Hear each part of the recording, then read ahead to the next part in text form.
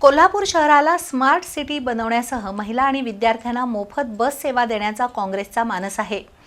जाहीरनाम्यात दिलेली वचनं सत्यात उतरवण्यासाठी प्रभाग क्रमांक 9 मधील काँग्रेसच्या 4ही उमेदवारांना मताधिक्य द्यावं असं आवाहन माजी नगरसेवक राहुल माने यांनी केलं।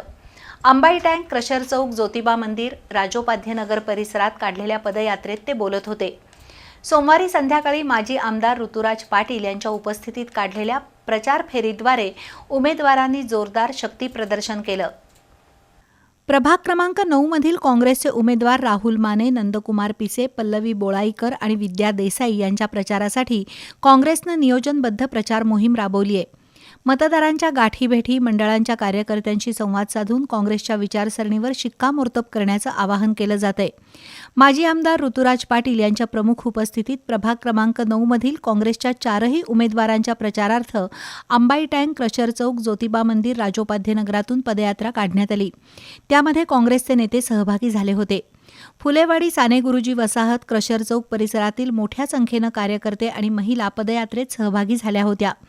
कोल्हापूर महापालिकेत काँग्रेस आघाडीची सत्ता असताना केलेल्या विकास कामांचा आढावा माजी आमदार ऋतुराज पाटील यांनी घेतला। विकासाची गंगा पुढे नेण्यासाठी काँग्रेस महाविकास आघाडीच्या उमेदवारांना विजयी करा असं आवाहन पाटील यांनी केलं। फुलेवाडी आणि बलराम कॉलनी या 2 प्रभागात 2015 ते 20 या कालावधीत माने कुटुंबियांनी प्रतिनिधित्व केलं होतं।